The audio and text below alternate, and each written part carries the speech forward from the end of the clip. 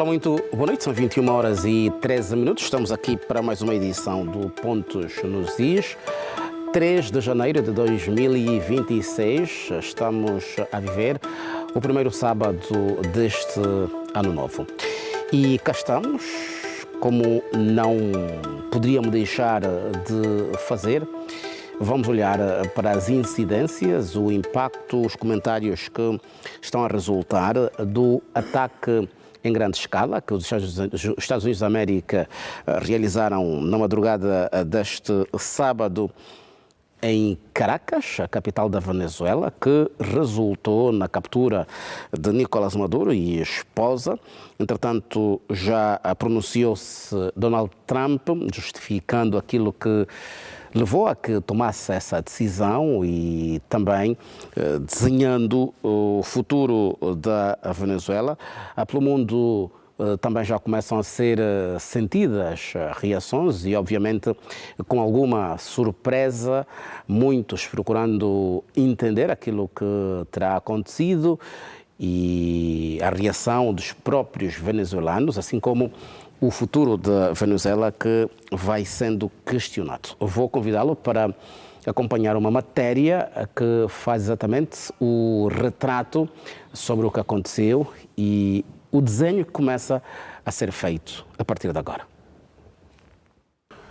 Donald Trump prometeu e cumpriu. O presidente norte-americano há muito pedia que Nicolás Maduro deixasse a presidência da Venezuela e, não tendo este acedido voluntariamente à pressão dos Estados Unidos, o mundo acordou este sábado com uma notícia divulgada em primeira mão por Donald Trump de um ataque à Venezuela e a captura de Nicolás Maduro e a sua esposa Cília Flores. Trump fala numa operação histórica e precisa que fez alguns feridos entre as tropas especiais norte-americanas. Já o ministro venezuelano do Interior fala em 6 mortos e 4 desaparecidos entre os venezuelanos. Ao fim da manhã, nos Estados Unidos, fim da tarde em Angola, Donald Trump liderou uma conferência de imprensa a partir da Flórida para falar dos detalhes da operação. O presidente dos Estados Unidos confirmou ter ordenado a operação militar na Venezuela, que considera ter sido uma demonstração de poder e confiança das Forças Armadas norte-americanas. Foi tudo muito bem sucedido e muito rápido. Deviam ter visto o que eu vi ontem à noite. Não sei se viram, mas foi incrível. Not a single American service member was killed.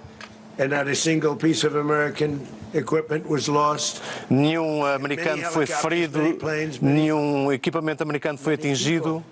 Involved in that fight. Houve muita gente envolvida nesta luta.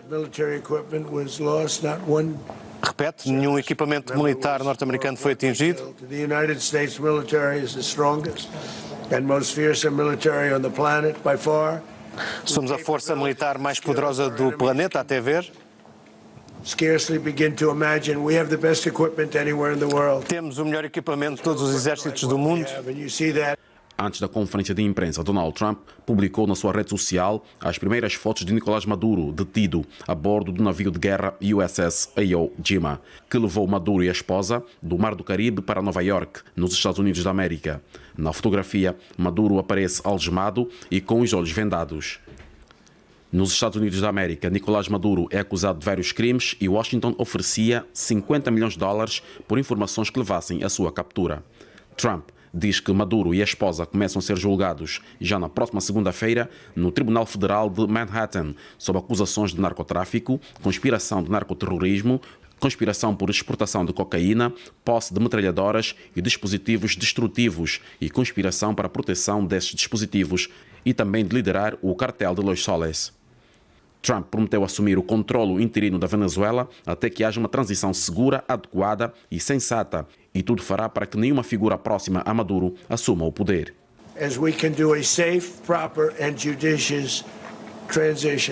Agora queremos fazer uma transição pacífica.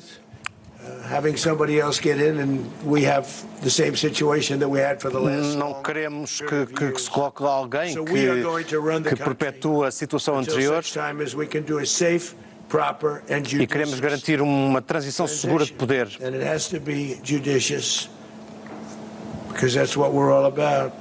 E é sobre isso que se trata. Queremos paz, liberdade e justiça para este grande povo da Venezuela.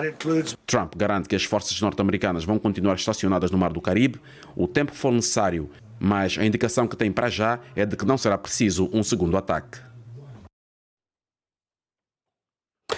Aqui, esta matéria narrada pelo David Temuto em relação àquilo que aconteceu na madrugada deste sábado, as primeiras declarações de Donald Trump numa conferência de imprensa a apresentar aqui as suas razões e também a forma como tomou a decisão e o acompanhamento que fez a todo o ataque que aconteceu em Caracas, a capital da Venezuela.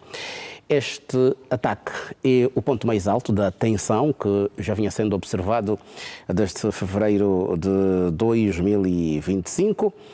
Na altura, o presidente norte-americano acusou a Venezuela de ser governado por uma organização criminosa que também tinha caracterizado como terrorista, o que abriu caminho para deportações de venezuelanos que viviam nos Estados Unidos da América. Depois só foi uma sequência de atos que agudizaram ainda mais a relação entre os dois países. O Pontos nos Is é suportado por comentários e hoje temos 4 comentaristas da TPA, são residentes, todos eles. Começo da minha direita para a esquerda, apresentando aqui Rui Sabonete. Muito boa noite, seja bem-vindo. Boa noite, Camangola. Feliz ano novo. Boa noite, ilustres colegas, Dr. Joaquim Jaime, Dr. Kissola, companheiro do painel. Boa noite. Efraim Kamati, muito boa noite, seja bem-vindo. Boa noite, obrigado. Boa noite aos telespectadores e bom debate. Joaquim Jaime, muito boa noite, seja bem-vindo. Boa noite, Camangola. Feliz ano novo. Boa noite aqui aos meus companheiros e segunda vez os nossos telespectadores. Américo Kissola, muito boa noite. Boa noite, Zé. Boa noite aos 3 colegas do painel, ao nosso fiel telespectador. Feliz ano novo. Muito obrigado. Não é? E bem-vindo às notícias velhas. Muito bem. Vou aqui agradecer aos meus convidados pelas felicitações, por estarmos agora no ano novo, retribuo, exatamente. Bem, este ataque à Venezuela, a captura de Nicolás Maduro e a esposa, vem exatamente dar aqui uma direção, se quisermos, diferente da que vínhamos desenhando nos vários programas onde fomos analisando a tensão Estados Unidos da América e Venezuela, o que de alguma maneira, em alguns dos espaços, e eu comentava em off com o Efraim Kamati, particularmente mostrava-me cético, mas entretanto aconteceu e da forma como nós estamos a testemunhar. Eu gostava de ouvir o Efraim nesta primeira abordagem. Olha para esta situação, sempre aguardou ou teve, tal como muitos de nós, cético, acreditando que era apenas discurso de Trump e não chegaria até esse ponto? Bom, boa noite mais uma vez. Camangola, a minha percepção sobre essa incursão se sustenta numa ótica objetiva, que é a ideia de que em ambiente hostil a aquisição de poder e a incursão militar acaba se constituindo exatamente como o objetivo primário, imediato e próprio da política externa. E eu entendo exatamente que essa incursão dos Estados Unidos operacionaliza um pouco aquilo que é a sua percepção de política externa, no sentido não só de expandir a sua esfera de poder, mas também e, sobretudo, no sentido de se estabelecer como uma força incontornável e imprescindível dentro da morfologia da geopolítica internacional. Entretanto, é importante olhar para o facto de que isso acaba abrindo precedentes muito significativos a nível da própria arena internacional, que incide essencialmente sobre o facto de que os Estados Unidos atravessa e até atropela os princípios norteadores da própria política internacional, da relação entre os Estados, como é, por exemplo, o princípio da autodeterminação, o princípio da soberania, o princípio da não ingerência. Entretanto, a política externa acaba sempre se articulando numa ótica de pluriversalidade de interesses. E os Estados Unidos se demonstra exatamente, mais uma vez, como um Estado que com sua força é capaz exatamente de se articular em busca dos seus interesses substanciais. E porque a política externa é isso, no sentido de que a substancialidade e a prossecução dos interesses nacionais acabam sendo exatamente aquilo que dá corpo à ação dos próprios Estados, e considerando um pouco a ótica de Morgenthau, segundo a qual na política externa aquilo que sustenta os Estados, a ação e o pensamento dos líderes é exatamente a definição do interesse dos Estados como poder. Então nós temos essa articulação toda que de alguma maneira acaba performando a própria arquitetura da geopolítica mundial. E existem questionamentos muito profundos que acabam estabelecendo uma espécie de quid da própria questão, mas é importante sempre olhar para isso dentro de uma ótica em que fazemos questionamentos que deslegitimam um pouco aquilo que é a ação dos Estados Unidos, que corrompe a própria estrutura do direito internacional público, mas é também importante olhar para como é que, do ponto de vista da ótica transversal, isso acaba ajudando ou prejudicando exatamente as próprias relações entre os dois Estados. Muito bem, Rui Sabonete, estamos a olhar para um facto que hoje, não obstante os comentários que vamos colhendo, mas ainda assim vai levar o seu tempo para percebermos aquela que é a visão que Trump sempre sustentou e agora a medida que tomou. Camangola, é verdade que hoje a geopolítica mundial sofreu uma viragem totalmente diferente. E aqui posso dizer que atingiu 90% daquilo que é o princípio da sua viragem. Porque disse muito bem o Camangola quando questionava se é isto que se esperava durante este longo tempo. E para responder também dizer que não, esperávamos uma mudança meramente democrática, uma diplomacia de diálogo e uma geopolítica estável. Esta viragem geopolítica veio posicionar aquilo que temos dito no âmbito das relações internacionais, a hegemonia dos Estados Unidos da América. O alavancar da política externa americana, o soft power da América. Passam-se aproximadamente 10 anos que a América já não se posicionava como o verdadeiro pivô do poder mundial. E aqui mesmo nós fomos analisando de que parecia-nos que a América estava a perder o seu espaço geopolítico, geoestratégico, estava a perder aquilo que era o soft power dos Estados Unidos da América. Desde o mandato de George Bush, George pai, Bush filho, e as últimas viragens que a América teve. Hoje a América mostrou de que eu estou presente. American the fast. O meu poder deve permanecer. Mas a questão é, Camangola, é assim que o mundo deve continuar? Hoje a imprensa internacional analisava a violação dos direitos, da credibilidade do direito internacional, certo? Foi violado? Foi. Depois, lá mais para frente, o que é? O que vai acontecer com a América? Houve a defesa dos direitos humanos? Possivelmente sim. Eu olhei para esta viragem da Venezuela hoje e achei, posicionei em 3 grandes dimensões. Uma primeira dimensão é a hegemonia dos Estados Unidos da América, que durante muito tempo procurava a sua conquista. Quando nós analisávamos a divisão, a triangularização do poder entre o poder mundial, olhávamos para a Rússia, que tinha o poder aéreo, olhávamos para a China, estava a ganhar o poder terrestre. E sentíamos que a América não tinha como desvencilhar desta manobra geopolítico-geoestratégica, olhou para o poder marítimo. Mas é isto que a América quis? Eu acredito que não. A América quis mais. A América quer manter o poder. A América quer manter a hegemonia da doutrina Monroe dos Estados Unidos da América. Não é que a América é para os americanos. E, mais uma vez, hoje, posicionou-se naquilo que é o princípio que todos os analistas dizem que violou o princípio do direito internacional. Ingerência em assuntos internos. Certo. Mas depois, o que é que se faz mais depois disto? Uma segunda dimensão, Camangola, é olhar no princípio da democracia. Hoje se propaga. Se pretende um mundo cada vez mais democrático. Parecia aqui, desde as eleições da Venezuela, a não aceitação de Nicolás Maduro, parecia que a Venezuela estava a viver situações bastante difíceis. Precisava libertar o povo venezuelano. Até aqui está tudo bem. Mas é só o problema que o mundo está a viver da Venezuela.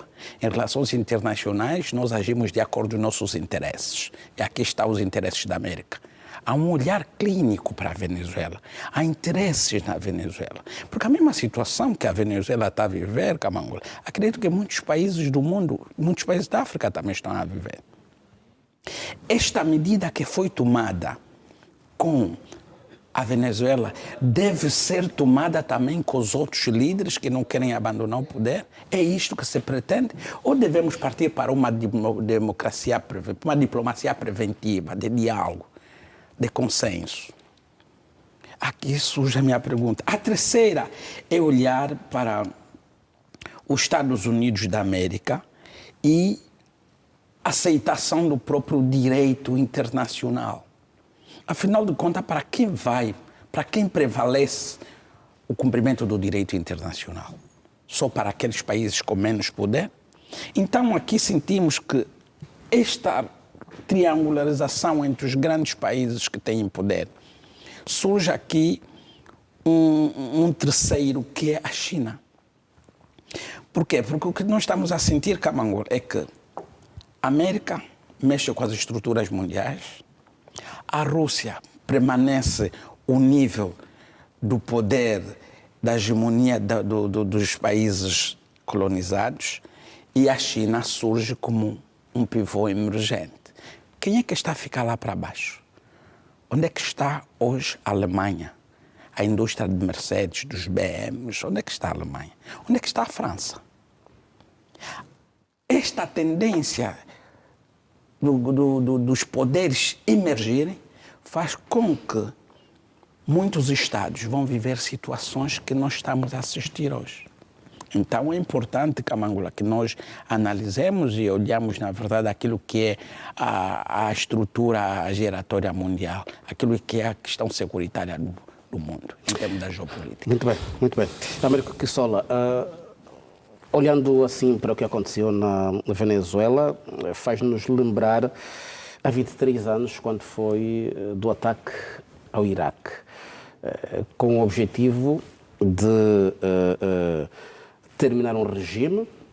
Chegou-se, capturou-se Saddam Hussein e depois fez-se justiça, e entretanto, anos depois, a conclusão é de que aquilo que era a acusação, na verdade, não existia como crime, não existiam provas e tudo mais. Entretanto, o país ficou como ficou e levou o tempo que levou e ainda não está curado.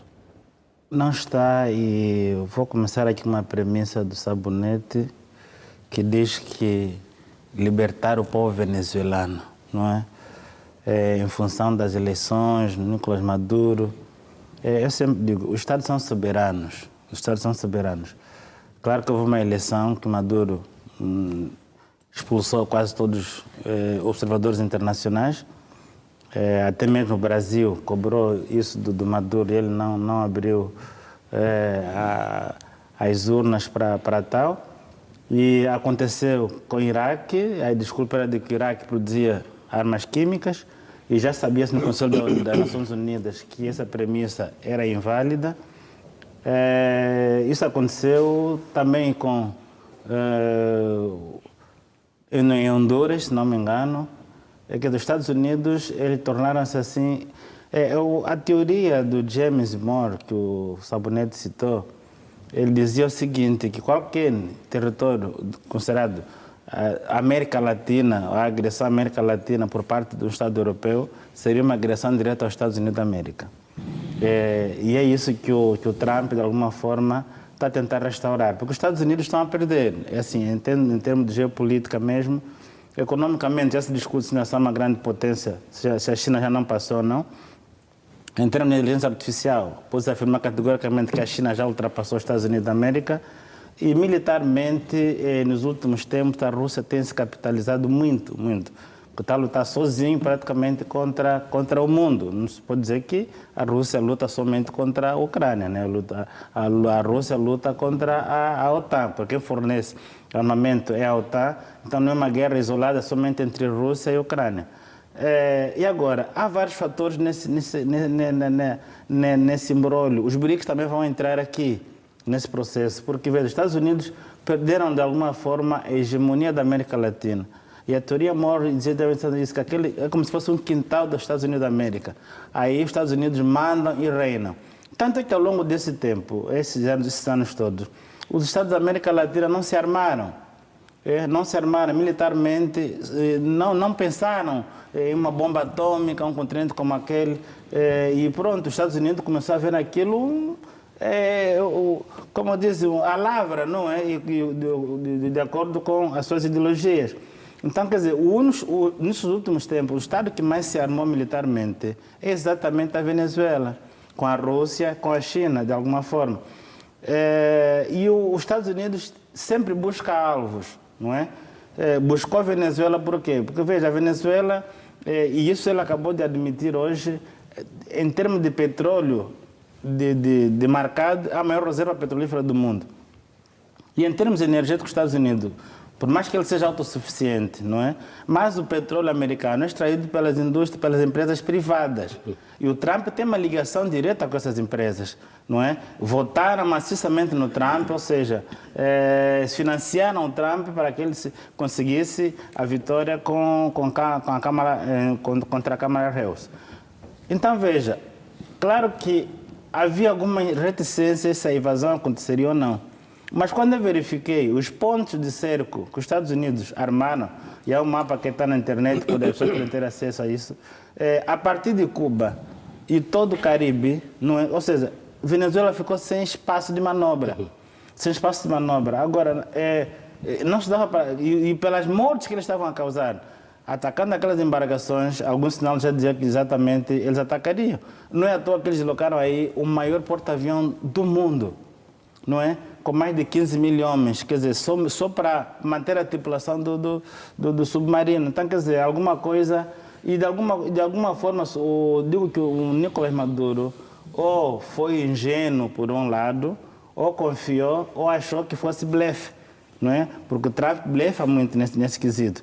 E não é o que aconteceu, aproximaram-se e deu no que deu. Mas é uma situação que não dá para bater palmas, não é? Quem bate palma hoje também pode pensar assim, que amanhã será o próximo. Se formos nessa teoria de que muito tempo no poder, temos que destituir Camangola. Os Estados Unidos têm laços muito fortes com a Arábia Saudita, com o Médio Oriente quase todo, com o Kuwait, aqueles países todos que são uma monarquia ditatorial, não é? Puramente, não se justifica. Essa premissa de que Maduro está há muito tempo ao poder não cola, porque há líderes mundiais que estão há muito tempo ao poder. Porque se for assim, parte dos países africanos serão invadidos pelos Estados Unidos da América. Né? Mas, os Estados Unidos apoiam o Egito, que também é um regime puramente que é militarizado. Então, há algumas premissas aqui que não dá para ser sustentadas. Em termos de direito internacional, é uma violação clara. Mas aí que em geopolítica, veja o que acontece. São duas facas, não é duas facas, o mesmo pedaço, daqui é maior, daqui é menor. Porque se formos olhar agora, quando a Rússia, não é, invade a Ucrânia, quando anexa a Crimeia, a comunidade internacional veio logo sanções, primeira coisa, sanções. E não vi até agora em nenhum momento alguma nação europeia a falar em sanções contra os Estados Unidos da América, ou seja... Mas são unânimes em condenar, não sim, mas condenar... Como líderes de outros Estados do mundo. Condenar é retórica. É retórica. A Rússia condenou, A China também condenou. E já informações aqui ao longo do programa, vou tecer, caso os colegas não toquem no assunto, que nesse período ficar a investigar exatamente, que talvez tenha havido alguma cumplicidade dessas grandes nações, porque a Rússia tem base na Venezuela, e não houve... o maior investidor hoje da Venezuela, financeiramente da América Latina, é a China. Isso também entra nesse quesito, porque ao longo do tempo os Estados Unidos foi perdendo aquilo que era seu quintal para a China, não é? A China tornou-se o maior investidor da América Latina, a China é o maior investidor da Venezuela, e o Trump vem hoje dizer uma coisa que os Estados Unidos, eu vou governar a Venezuela. Estamos a voltar na colonização. E é uma colonização que é mais humilhante ainda, que é pior. O povo está aí no poder, quem está no poder é um venezuelano, o camarada vai lá e tira-o e diz que vou controlar aquilo, tudo. E falando em petróleo, as empresas americanas vão para a Venezuela, vão refinar, vão puxar, quer dizer, é um saqueio, é um roubo mesmo, roubo a céu aberto. Se fosse qualquer outro país a fazer isso, o mundo seria contra. O mundo todo voltava, já estaria a mobilizar exército a essa hora para invadir esse país, sanções de não sei... E com os Estados Unidos, esse discurso da União Europeia, discursos tímidos, aquela retórica que nós já conhecemos como é que é. A própria China vem com essa retórica, quer dizer, a Rússia e por falar em Rússia, a vice-presidente da Venezuela disse que nesse momento ela encontra-se na Rússia. Não é? Vamos aqui, ao longo do programa, desvendarmos tudo isso. Muita coisa para ser dito. Exatamente. Sim. Joaquim Jaime, ainda nesta senda, Nicolás Maduro é só um, mas entretanto os Estados Unidos da América sempre se mostraram contra o regime que Maduro herdou de Hugo Chávez. Isso é bastante interessante. Eu tenho duas experiências. Lembro-me que quando eu trabalhava no Gabinete de Controle de Gestão e Estatística, nós tínhamos os técnicos de informática conosco. E era comum ouvir os informáticos falar em traceback. Tem um problema aqui e eles investigam o problema de frente para trás e corrigir o problema na fonte.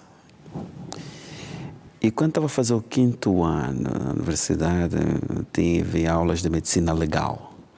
E o meu professor, o falecido Dr. Adão, dizia: o médico legista tem que ir para além do óbvio. Por isso é que ele tem que dissecar, ir ao detalhe para determinar a causa de morte. Quando falamos do regime herdado por Nicolás Maduro, nós estamos a falar de quê, concretamente? Toda a história da Venezuela, ela começa nos anos 50. Houve o derrubo de uma ditadura na Venezuela. 3 partidos com apoio norte-americano decidiram partilhar o poder. Houve o tal pacto ponto fixo. Um dos partidos retirou-se, eu já disse isso um bocadinho aqui no telejornal, retirou-se em 62 por contradições acerca do posicionamento em relação a Cuba. Estes 2 partidos restantes foram se revezando no poder, com a proteção norte-americana, com a garantia de vender o petróleo aos Estados Unidos a preços abaixo do mercado. 30 anos de estabilidade democrática na Venezuela, mas depois corrupção, clientelismo, exclusão social, pobreza. Aquilo era uma oligarquia, uma cleptocracia instalada. Lembramos-nos que houve a tentativa do levante popular em 1989 na Venezuela, fortemente reprimido, com milhares de mortes. Ainda assim, os Estados Unidos mantiveram a confiança naquele governo. Em 92, Hugo Chávez tentou um golpe de Estado, mal sucedido, foi detido, preso naturalmente, mas estava lançada a semente para o povo procurar uma forma de se libertar daquela cleptocracia que havia assumido o poder da Venezuela. Em 98, Hugo Chávez assume o poder.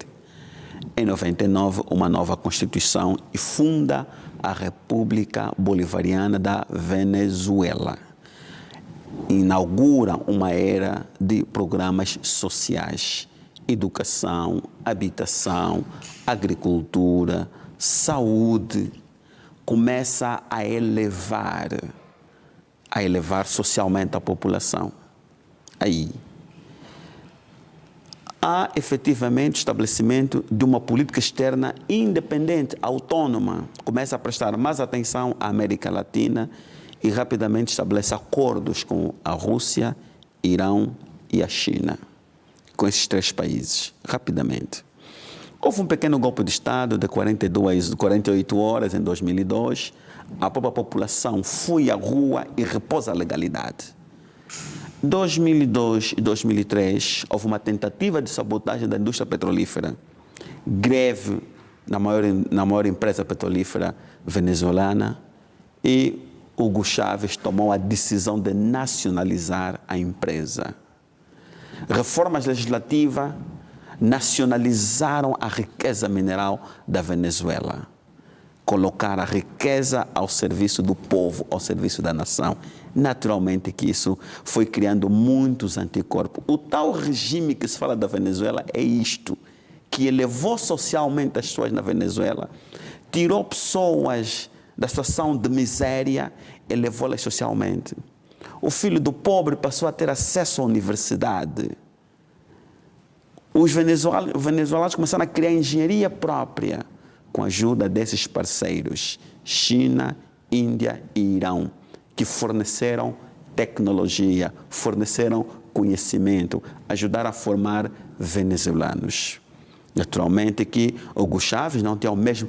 Hugo Chávez é um indivíduo carismático. Morre Hugo Chávez,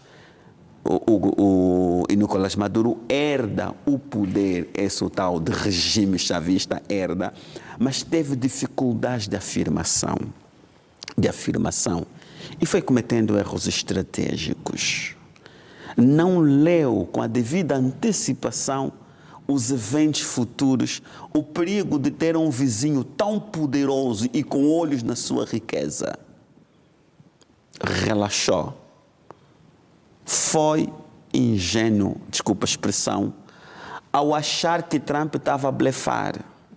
Dos iranianos também acharam que Trump estava a blefar quando foram atacados com aquelas bombas anti-bunker. Acharam que Trump estava a blefar. Eles não perceberam que era necessário estarem mais atentos. Nós estamos a assistir o maior blefe nesse momento, que é aquela negociação do conflito Rússia e Ucrânia, onde Trump projeta uma imagem de pacificador, mas está constantemente a autorizar a venda de armamento para a Venezuela, aliás, para a Ucrânia. Maduro não aprendeu com um dos seus melhores amigos. Então, o que aconteceu nessa madrugada foi efetivamente o conjunto dessa ingenuidade de um militar não esperava aquilo. E houve efetivamente, há indícios muito grandes de que gente de dentro traiu-lhe. Não é possível. Vimos as imagens, aqueles helicópteros a sobrevoarem a baixíssima altitude, chegam à casa do presidente venezuelano, capturam o presidente e levam-no. Não é possível. Se calhar aí também tem acolhimento que o doutor Américo defendeu há pouco. Sim. Rússia, China, com interesses. Não é isso. Há países que cometem erros dessa natureza. E um dos países que errou recentemente, antes da Venezuela, foi o Irão. Porque antes dos Estados Unidos atacar o Irão, estava o ministro das Relações Exteriores deles, em Moscovo, e literalmente abriu mão de algum guarda-chuva que os russos estavam oferecendo na hora. E na semana seguinte foram atacados. Estão sendo obrigados a rever toda a sua doutrina militar para evitar que voltem a ser atacados nas mesmas circunstâncias. Então, um conjunto de exemplos atualmente que Maduro não aprendeu com lições muito recentes, muito recentes. Todo aquele aparato, 15 mil homens estacionados, um cerco completo à Venezuela. interdição de navegação, à exceção dos navios que levam petróleo para as refinarias norte-americanas. Acha que Trump ia mover aquele aparato todo para blefar, só para fazer pressão econômica? Não. Estava dando tempo a Maduro para que Maduro justamente pensasse que era um blefe. Mas pensou, doutor Joaquim? Sim, e Maduro pensou que era um blefe. Apresentou 3 cenários. Maduro pensou que era um Ele, blefe. quando deu conta dessa questão que o doutor Jaime está a levantar, ele rapidamente apresenta 3 cenários aos Estados Unidos da América. Ele disse: se a América quiser negociar petróleo, eu estou presente. Se a América quiser negociar as fronteiras... A América não quer tomar o petróleo. Sim, ele deu conta. A América não quer negociar. 3, 4 dias. Sim, mas ele deu conta muito tarde. Não, mas um erro estratégico. Trump, o primeiro pronunciamento de Trump foi em 2017, sobre o petróleo venezuelano. Quando perdeu as eleições para Biden, disse, nos termos dele, se não me tivessem roubado a eleição, todo o petróleo venezuelano seria nosso. E ele não para de dizer que quer tomar o petróleo venezuelano. E disse mais, petróleo que nos foi roubado. Como é que um sujeito que acha que aquilo que é seu é dele, está disposto a negociar e com todo o poder que tem? Não era possível acreditar que Trump estava a blefar. Foi um aparato militar grande demais para ser um mero blefe. E Trump é aquele sujeito que não é politicamente correto. Ele diz o que pensa. Mas também muito imprevisível. É isso aí. Ele é tão instável, mas é uma instabilidade controlada. Ele é um bom negociador. Ele sabe se conectar mentalmente com as pessoas e com o mundo, distrai com alguma suposta instabilidade, mas ele tem a situação controlada. Ele sabe até que ponto é que você foi capturado mentalmente, até que ponto é que você acha que ele é instável. E no momento em que você acredita que ele é instável, que aquilo é blefe, ele atua. Foi assim com o Irão. E foi assim com a Venezuela. Só está sendo diferente com os russos, porque eles têm outra estrutura de pensamento, têm um aparato humano bem maior para analisar essas questões todas, mas, de facto, Nicolás Maduro confiou demais nos palpites e nos muitos analistas que diziam que aquilo era blefe, e supostamente houve traição de gente de dentro, porque não se retira, não se extrai, não se rapta, não se faz refém um presidente de um país que está em guerra naquelas circunstâncias. O meu questionamento exatamente vai para essa direção. O que aconteceu na Venezuela é um rapto ou sequestro? Pronto, as palavras elas podem ser muito parecidas, materialmente significam a mesma coisa. Extrair forçosamente alguém. Agora, as finalidades podem mudar. Mas logo a seguir, a vice-presidente ele foi sequestrado. Veio obrigar que os americanos fizessem prova de que tinham... Naturalmente, é o que o doutor Kissola disse. Aquilo foi a denúncia de que não sabiam o paradeiro do presidente. Trump não vai, não tem qualquer interesse em matar Nicolás Maduro. Ele também precisa ter o seu Saddam Hussein, o seu Gaddafi. Ele não pode ser diferente. Bush teve o seu Saddam Hussein, que o destituiu e o enforcou. Obama teve o Gaddafi, que o destituiu e a inteligência francesa matou. Trump, para não se fazer diferente... Obama também teve o Osama Bin Laden. Osama Bin Laden é outra coisa. É um cão de guarda que você cria, quando se rebela tem que abatê-lo. O Osama Bin Laden era mais ou menos isso. Uma coisa que eles prepararam, treinaram. Quando foi necessário combater supostamente o comunismo soviético, era útil. Mas depois rebelou-se, conseguiu ter agenda própria, era inconveniente, tinha que ser eliminado. Tal como fazem com todos os terroristas que são criados no Médio Oriente e em África. Está a ter agenda muito própria, está a ser problemático, eles vão eliminando. Isso aqui é o comum que acontece. E Obama, o Bin Laden foi mais ou menos isso. Então, hoje o Trump também tem o seu troféu. Precisa também voltar a levantar o MAGA, né, que está enfraquecido. Ele precisa também levantar o lado radical norte-americano. tal como foi do Dr. Kissola, precisa restituir o bônus da indústria petrolífera que financiou a sua eleição. Há compromissos assumidos. Então, eu penso que o Maduro provavelmente confiou demais naqueles analistas que diziam que toda aquela preparação era um blefe e, como militar, falhou redondamente. Muito bem. Vamos também aqui convidar o Adálio Francisco para juntar-se a nós, está do outro lado, para fazer aqui o seu comentário, mas daqui a pouco vamos poder então ouvi-lo. Entretanto, eu voltava aqui para o Efraim Camati. Estamos a olhar para um cenário factual, mas com contornos muito imprevisíveis.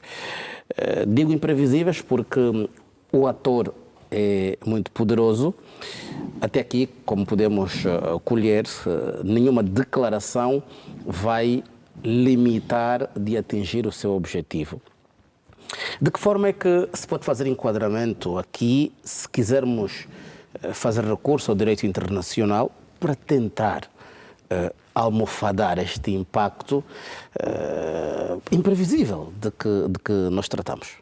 Camangola, antes de entrar para essa questão, eu queria de fazer uma colação àquilo que o Dr. Jaime estava a dizer, e eu acredito que nesse instante há um questionamento muito importante que é preciso fazer, sobretudo considerando toda essa arquitetura do próprio conflito e sobretudo, o modo como se operacionaliza exatamente a própria morfologia da ação dos Estados Unidos em relação à Venezuela. E esse questionamento é exatamente sobre a ideia de se a ação, essa incursão militar dos Estados Unidos, essa invasão é um atentado à soberania do povo venezuelano em toda a sua estrutura de integridade, ou é um atentado à omnipotência parcial de Maduro. E é importante questionar isso exatamente pelo facto de que nós temos muitos vieses no modo como nós analisamos a questão do conflito, considerando um pouco, primeiro, a natureza dos interesses do próprio Estados Unidos em relação à Venezuela, mas também essa dimensão da manutenção de uma estrutura de poder ditatorial que se estabelece exatamente na Venezuela. E a leitura é transversalizada para nuances que acabam trazendo elementos muito significativos no modo como nós olhamos para o conflito, não só por causa dessa apreciação do direito internacional. Aliás, dentro do estudo das relações internacionais, existe uma teoria emergente, que é exatamente a teoria do Twale, que é sustentada essencialmente por um dos autores mais renomados dos últimos tempos, que é Anthony Hengel, que é a ideia de que existe uma leitura específica do direito internacional dentro da ótica dos países do terceiro mundo, que é mais ou menos essa ideia de que o direito internacional foi construído e instrumentalizado não só para favorecer os Estados dominantes, mas também para criar uma hierarquia. E isso faz com que os Estados, do ponto de vista do sistema internacional, se dividam exatamente em dois grandes blocos, que é um primeiro bloco dos Estados fortes e um outro segundo bloco dos Estados fracos. E os Estados Unidos pertence exatamente ao bloco dos Estados fortes. E é exatamente por causa disso que entende-se como um player que tem exatamente legitimidade para fazer incursão militar sobre países como a Venezuela. E é exatamente pelo facto de os Estados Unidos terem interesses muito profundos e muito substanciais sobre a Venezuela que faz com que haja um embasamento de justificação para que incorra exatamente a essa incursão militar. Mas, obviamente, existem elementos do direito internacional que são atropelados nessa incursão, mas a grande discussão precisa exatamente interpretar como é que a soberania dentro da Venezuela é analisada. Eu acredito que existe um limite para entendermos, a nível das relações internacionais, qual é exatamente a lógica da ação incursiva militar de um determinado Estado sobre o outro. A minha apreciação, e isso incide essencialmente sobre as ideias da dignidade humana que sustentam, obviamente, os grandes princípios do direito internacional, é de que não existe soberania onde há violência sobre aquele que é o verdadeiro soberano. E essa ideia é transversal no sentido de que A Venezuela é um Estado, como o Dr. Jaime já frisou aqui, é um Estado que tem estado a passar por situações muito sensíveis nos últimos tempos. E essas situações acabam exatamente consolidando uma espécie de regime não só ditatorial, mas também violento sobre o próprio cidadão. E a leitura que eu faço nesse sentido acaba exatamente se performando nessa lógica, na lógica de que nós temos dentro da Venezuela uma sociedade muito polarizada que se divide exatamente em uma franja que entende a necessidade dessa incursão no sentido de se fazer uma restituição da própria democracia, mas também a recuperação da dignidade da pessoa humana, porque nós tivemos nos últimos tempos o maior êxodo de pessoas a nível da Venezuela. E pode ser que isso acabe exatamente abrindo precedentes muito significativos para se fazer um embasamento da justificativa da incursão militar dos Estados Unidos. Mas, por outro lado, existe obviamente essa necessidade da manutenção da integridade do território e da manutenção da soberania, que, do ponto de vista quer das relações internacionais, quer da própria ciência política, entende-se exatamente como a necessidade de o próprio Estado estabelecer-se como o principal autor da sua própria autodeterminação. E, obviamente, há esse pressuposto todo de condenação que se faz em relação aos Estados Unidos, mas eu entendo que deve haver exatamente essa tranquilidade no modo como nós analisamos a questão, olhando primeiro para o facto de que no sistema internacional a relação entre os Estados é quase sempre desigual, embora formalmente os Estados sejam igualitários e paritários. E é exatamente por causa disso que é importante, inclusive, olhar para o modo como os próprios americanos reagem a essa incursão dos Estados Unidos em relação à Venezuela. E nós tivemos nessas últimas horas a reação do senador Rubem Galego, que diz exatamente que os Estados Unidos têm se transformado em policial do mundo para o principal agressor da história recente do mundo. E é importante, então, fazermos esse questionamento sobre como é que, do ponto de vista das multilateralidades, mas também sobre como, do ponto de vista da preservação dos interesses nacionais, os próprios Estados acabam se estabelecendo dentro de um plano e dentro de uma plataforma que acaba exatamente mais dando conflitos do que propriamente pacificando as relações entre os próprios Estados. Muito bem. Bem, vamos agora estender aqui o sinal para o Adálio Francisco, para também o seu comentário a este facto. Adálio, estamos a olhar para um cenário factual, já que disse, mas que terá reflexos ainda desconhecidos. Há aqui a necessidade reconhecida pela comunidade internacional de que foi má a intenção e efetivada vontade norte-americana de invadir a Venezuela e agora a captura do seu presidente e a primeira-dama. Olha para este cenário da mesma forma ou acredita que daqui a um tempo a transição pacífica que Trump promete vai acontecer e há de largar o poder para os venezuelanos? Bom, Kamangula, nós estamos diante de uma situação muito natural. Eu diria mesmo natural, naquilo que podemos perceber como configuração da política internacional. As relações internacionais e a política internacional, stricto sensu, têm as suas leis. Eu ouvi há pouco Kamangula mencionar o direito internacional. O direito internacional não vale absolutamente nada quando o assunto é política internacional. A política internacional, sim, há um respaldo legal do ponto de vista do direito internacional, mas é meramente formal. O direito vale para a política doméstica, para as sociedades domésticas. O direito internacional, quando o assunto é geopolítica, geoestratégia, não tem lugar o direito internacional. Tem lugar os interesses dos Estados e, naturalmente, os Estados mais fortes. Não é? E aqui olhar para a própria teoria realista das relações internacionais, portanto, o que vale de facto é a força, não é? E aquele Estado que deter a força e consubstanciado nos seus mais nobres interesses, então vai de facto prevalecer. Aliás, antes mesmo de falarmos de teoria realista no contexto das relações internacionais, já Maquiavel inaugurou o realismo político, não é? E claro, dando conselhos ao príncipe de Médicis como é que devia não só governar, portanto, o seu território, mas também defender-se de agressões externas. Aqui estamos diante de uma realpolitik, portanto, aqui valem, de facto, os Estados mais fortes. E isto, na política internacional, é natural, não é? Tudo bem que, numa outra perspectiva, e não é o que se deseja, queremos um mundo pacífico, onde, de facto, os Estados possam respeitar a soberania dos seus pares, não é? E que também possam, então, respeitar, portanto, a autodeterminação dos povos. Isto é que é o desejável. Mas entre o desejável e a realidade há uma distância muito grande. E é isto que aconteceu. Não é a primeira vez que os Estados Unidos faz uma mudança de regime, não é? E, aliás, é mesmo isto que aconteceu, não é? O regime de Nicolás Maduro acabou por cair.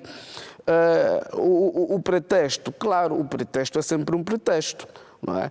Nós tivemos aqui uma narrativa de narcotráficos e etc. Se estamos lembrados, em agosto de 2025, portanto, a Procuradora-Geral americana, à época, surgiu, portanto, anunciando que a recompensa sobre informações que pudessem ou condenar ou então, de facto, deter Nicolás Maduro tinha subido para 50 milhões de dólares, não é?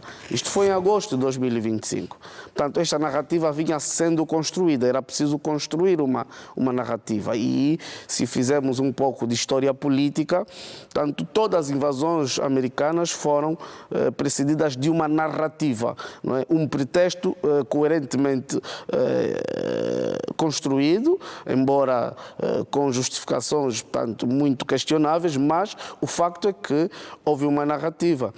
Há aqui um elemento fundamental a nível da própria política externa de Donald Trump, que tem que ver com o facto de Donald Trump, portanto, anunciar, não é, e ser eleito com base numa promessa eleitoral muito economicista, não é?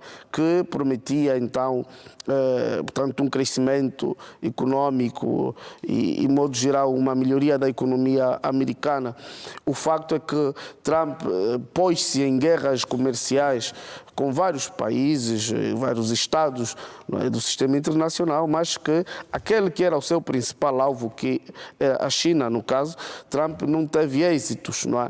Não teve êxito até com o Brasil. Isto é que, de facto, obrigou quer Trump e os seus próximos colaboradores a virar as baterias para a Venezuela. O que está em causa, no fundo, é, de facto, o interesse econômico, e Trump tem contas a ajustar com o seu eleitorado. Daí que a Venezuela passou a ser uma opção real e viável. Portanto, o que foi acontecendo depois foi a construção desta narrativa. Portanto, o governo de Nicolás Maduro também não era muito bem visto por Washington, e, aliás, todas as situações que foram correndo a nível interno da Venezuela, a oposição teve sempre apoio americano, e, claro, Trump cumpre aqui uma linha de atuação de uma doutrina que existe na América, que são os neoconservadores, não é? O neoconservadorismo americano, que é um pouco parecido com a doutrina Monroe, mas é muito mais do que isso, porque os neoconservadores, portanto, eles são adeptos de uma política externa americana unilateral e militarista. Portanto, o que é que esta doutrina aconselha? Que os Estados Unidos devem, de facto, exercer o seu papel global como potência, não é, hegemônica que é. E, a partir daqui, o poder militar é aqui um instrumento poderoso para que os Estados Unidos possam não só defender o seu interesse a nível do mundo, mas também seguir uma política militarista que possa também equacionar a mudança de regimes e trazem aqui a democracia e a democratização dos Estados como um dos argumentos de fundo desta doutrina. Só que há aqui algo de especial, para além desta doutrina neoconservadora, associa-se aqui a um nacionalismo, é o que eu costumo chamar de nacionalismo economicista de Donald Trump. Portanto, o que nós assistimos é um pouco esta orientação ideológica e, naturalmente, que os Estados Unidos estiveram sempre cientes, e os venezuelanos também, que, do ponto de vista militar, a Venezuela não é par para os Estados Unidos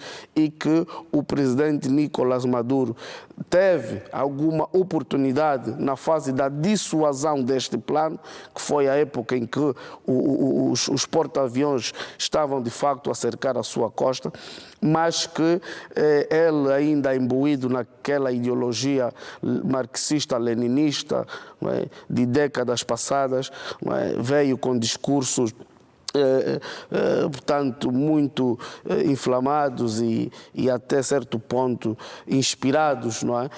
E dizer, portanto, que a Venezuela estava de facto pronta para enfrentar os Estados Unidos. E aqui também estou a me lembrar que a mesma postura teve a época Saddam Hussein, que também ingloriamente caiu aos pés dos americanos.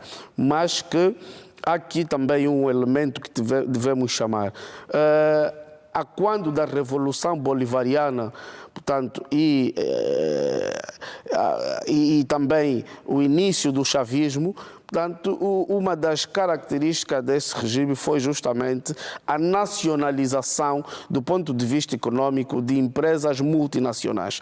E aqui também as empresas petrolíferas americanas que à época atuavam na Venezuela, de facto, foram de facto também nacionalizadas, e claro que isto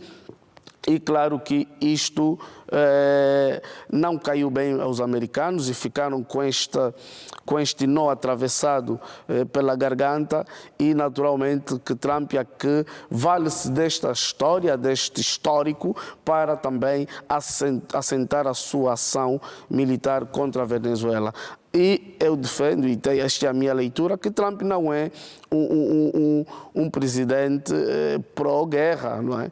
Mas pelos interesses econômicos, e aliás já dizia Karl von Clausewitz que a guerra seria, portanto, a continuação da política por outros meios, no caso não propriamente uma guerra no sentido técnico da coisa, mas sim um ataque militar cirúrgico que visou, sobretudo, a deposição, a captura do presidente Nicolás Maduro, e que, por essa via também, portanto, o derrube do seu regime. Naturalmente que há aqui esta realidade que não se nega. Agora nós vamos, nos próximos tempos, não é, ouvir declarações dos vários governos, não é? Vão fazer um charme diplomático, dizer que condenam e etc, mas que nada mais pode ser feito. Mesmo a nível das Nações Unidas, portanto, quer do Conselho de Segurança, nada mais poderá ser feito, e aliás as Nações Unidas já nos demonstrou que não funcionam para efeitos de guerra e de paz. Portanto, Adálio, prevalecem sempre os interesses dos Estados mais fortes. Sim. Adálio, e há pouco falava que Donald Trump é um presidente que não é favorável à guerra. Nicolás Maduro, há dias, admitiu a possibilidade de negociar, de abrir portas para conversações e também investimentos norte-americanos, mas ainda assim foi feita essa invasão, capturado, e agora corre o risco de ser condenado. É ou não um presidente favorável à guerra? Bom, sim, o Nicolás Maduro de facto vai ser julgado e vai ser condenado. Não é? O que não sabemos agora é se terá o mesmo destino de Saddam, será condenado à forca. Mas não tenho dúvidas que vai ser condenado, mas é o que disse. Quando eu digo que Donald Trump não é um presidente dado à guerra, é que ele não tem o perfil, tanto de um George W. Bush.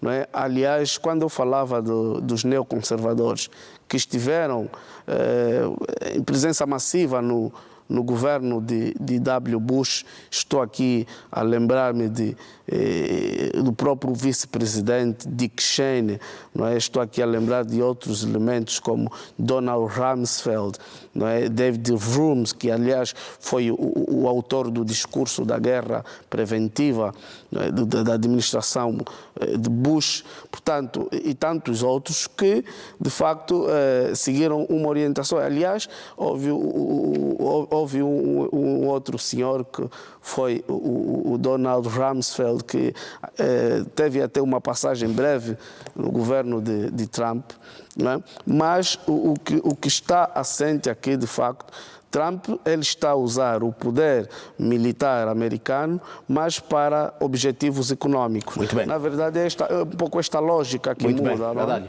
muito obrigado. Já vamos voltar para si. Vamos só aqui ouvir também Rui Sabonete. Donald Trump anunciou em conferência de imprensa de que os Estados Unidos da América deveriam governar a Venezuela e que estava tudo acertado com a vice-presidente daquele país. Minutos depois, convocou a imprensa e veio exatamente desconstruir essa narrativa, condenando a ação dos Estados Unidos da América e indicar que o regime venezuelano iria continuar.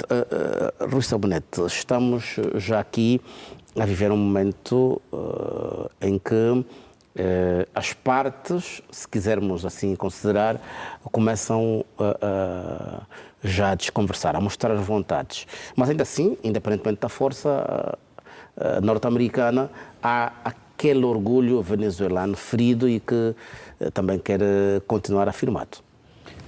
Camangola, aqui está o poder norte-americano e nós acompanhamos...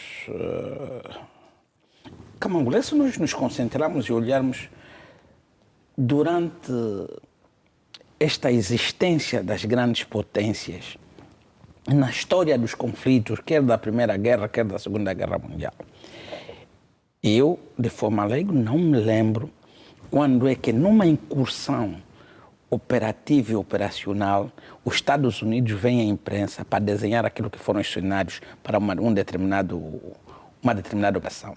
Eu nunca ouvi de várias operações. E o Trump acabou agora, no seu discurso, acabou de apresentar os vários cenários que os Estados Unidos da América teve em várias operações. O que admirou-me, Camangola?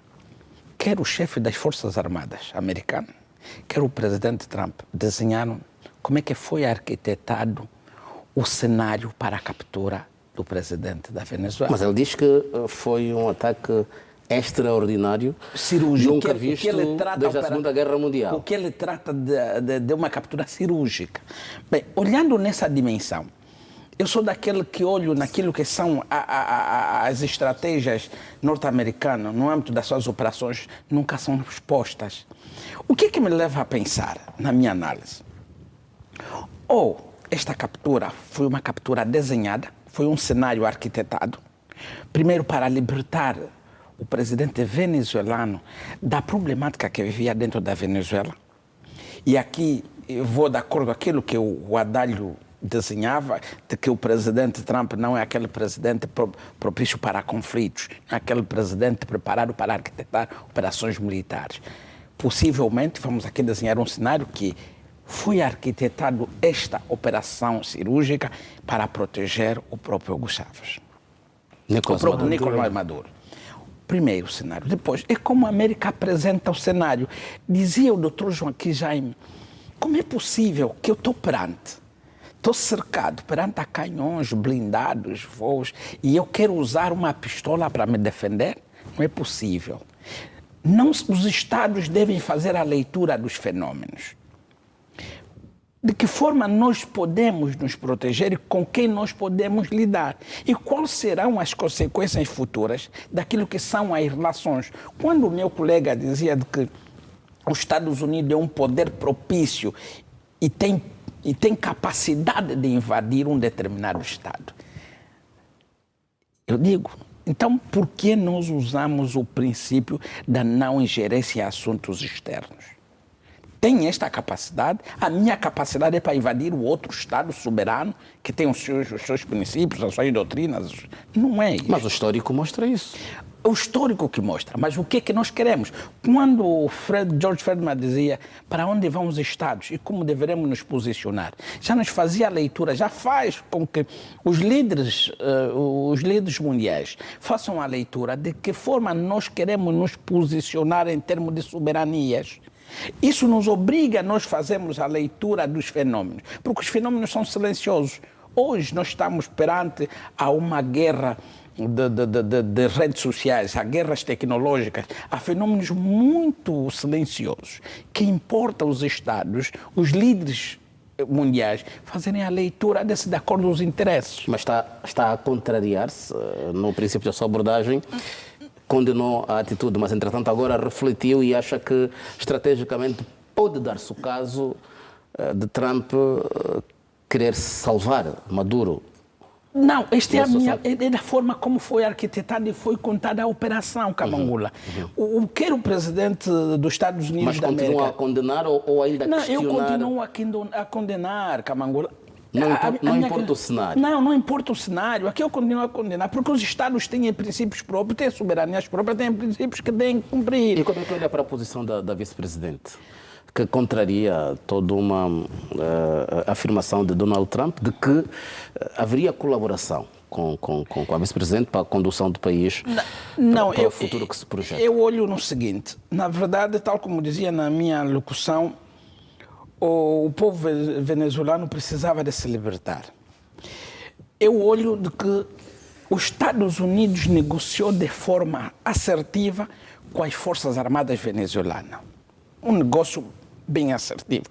Quando acontece esse tipo de ação, esse tipo de operações dentro de um cenário presidencial, o presidente da Venezuela não fez a leitura como é que estava posicionada as suas Forças Armadas. 2, não olhou, não fez a leitura dos fenômenos dentro das próprias Forças Armadas ou do cerco que o protegia. Desta forma, fez com que esta operação fosse de forma, tal como ele diz, cirúrgica, uma forma ágil, uma forma tática operacional. Mas era importante que o povo venezuelano olhasse para princípios internos. Era importante que o próprio sistema governativo da Venezuela, seu problema não era a aceitação do presidente venezuelano, era expor o presidente da Venezuela, era retirá-lo do poder de forma diplomática, de forma negociável. Já houveram tentativas de forma negociável, Kamangula. Por quê? Porque nós, quando demos esse caminho, nós quando demos o poder a Estados como os Estados Unidos da América, tendo em conta o posicionamento geopolítico governativo, estamos a olhar, e aqui o Dr. Joaquim Jaime também aflorou nisso, estamos a olhar um princípio de uma hegemonia em termos de poder americano, em decidir a vida dos governos da forma como a América pretende. Exatamente, é uma posição unilateral norte-americana. Vamos ver aqui o doutor Américo o que isso fala. Doutor Américo, nas declarações de Donald Trump, algumas referências para Cuba e o Irão. Isso desenha ainda assim a intenção de querer tomar posição para com Cuba, que é um país com o qual vai arrastando condicionalismos e embargo que já tem dezenas de anos. Cuba está menos distante do que a Venezuela, não é? Cuba está a menos de 200 quilómetros dos Estados Unidos da América. Então, falou também do Petro, da Colômbia. Ou seja, neste momento, há subterfúgios para quase tudo. Mas, sinceramente, claro que nós estamos aqui, cada um, claro que são opiniões, escolhemos informações, etc., mas eu vou dizer aqui algo, legitimar a invasão é algo que não podemos aceitar, mesmo que seja em relações internacionais, claro que em geopolítica. Estamos a dizer, então, que amanhã os Estados Unidos podem invadir Angola, que está tudo bem. Pode invadir qualquer país africano, está tudo bem. Como ele já ameaçou que invadir a Nigéria, está tudo bem. Não podemos encarar as coisas dessa forma. É preciso que, claro que são opiniões, eu respeito, mas eu particularmente não gosto desse pensamento. Os Estados são livres, independentes, são autônomos e não podemos também pensar que as democracias devem ser idênticas. Todas as democracias que foram copiadas dos Estados Unidos da América não deram certo. Todas as ideologias socialistas comunistas que foram copiadas da URSS para colocadas num contexto que também não deu certo. O único que deu certo é a China, mas adaptou-se à sua realidade. E quando falamos em democracia, é preciso termos cuidado. O que é democracia, afinal de contas? Qual é o Estado no mundo que não é democrático? Não é? Quer dizer, então, cada um vai dar a sua opinião. Eu sempre vou na Grécia Antiga, lá como é que surgiu uma democracia. As mulheres não votavam, os negros não eram candidatos, quem era pobre não podia candidatar-se. Mas chama-se, usa-se como essa democracia. Sabe, precisamos termos esses cuidados para, se não induzirmos ao erro, mas com a minha opinião vou respeitar. Vou só aqui, vou citar a citação direta mesmo de Donald Trump. Eu acho que não será, acho que será muito difícil que ela ser liderança, ela não tem o apoio ou respeito do país. Está a falar da Colina. A Colina, eu conheço a América Latina na minha vida, vivi mais na América Latina do que aqui, então conheço todos os líderes venezuelanos que surgiram nesses últimos tempos como oposicionistas, a Hugo Chávez, a Nicolás Maduro, na prática não tinha apoio popular. Não tinha apoio popular. Claro que a comunidade internacional sempre esteve de olho na Venezuela em função do que a Venezuela tem. Não é? Em função do que a Venezuela tem. O que a Venezuela tem? Riqueza, petróleo. E como é que explica as manifestações que vêm do exterior de venezuelanos devido a esta... Na Camangola, hoje vivemos... Se tu ligas, por exemplo, qualquer canal de televisão, que não seja a nossa TPA, o que vem? Tudo é para o Ocidente. Tudo é para o Ocidente. Tudo é para o Ocidente. Eu estou sintonizando Al Jazeera ou outros canais, mas tudo que vem é para o Ocidente. CNN, Fox, todos os canais que aí estão são para o Ocidente. Tanto é tão para o Ocidente que fala-se que quando a Ucrânia consegue 20 metros de caminhada, dizem que a Rússia não está avançando nada. Não é tudo para o Ocidente. Então, é preciso... e o que acontece? O Juan Guaidó, onde é que anda? O Guaidó foi declarado presidente da Venezuela. Desapareceu. A Corina Machado ganhou o Prêmio Nobel da Paz. Ela mostrou-se nos últimos tempos a principal oposicionista do governo venezuelano. E olha o que o Trump diz dela. Não é? Continuando com Trump, citação direta, não é? A Delcy Rodrigues está essencialmente disposta a fazer o que nós pensamos, não é? Que é necessário para tomar Venezuela ótima de novo. Mas ela já contrariou. Não, mas aí vamos entrar naquele debate das retóricas. Claro que ela não pode agora dizer que sim, concorda com o que o Trump está a dizer. Porque é todo um ideal. Antes de vir para cá, estava acompanhando alguns canais brasileiros e não só, colombianos também. Os bolivarianos estão na rua com as armas. Porque se há uma sociedade armada nesse mundo, é a sociedade bolivariana. Eles têm uma política, um grupo de exército que se chama, no nosso tempo era UDP, o Centro de Defesa Popular. Sim. Eles armaram todos, e todos têm arma. Mais de 4 bilhões de membros. Nicolás Maduro foi repostando... Exatamente, são mais de 4 milhões. E eles estavam a desfilar em moto, aquela motorizada grande, a dizerem que não permitirão algumas gerências americanas no Estado venezuelano. Então, veja, se tu tiras o Nicolás Maduro do poder e colocas aí a vice-presidente é essa que tem como o irmão o presidente da Assembleia Nacional. Quer dizer, Camangola, essa equação ainda vai ser...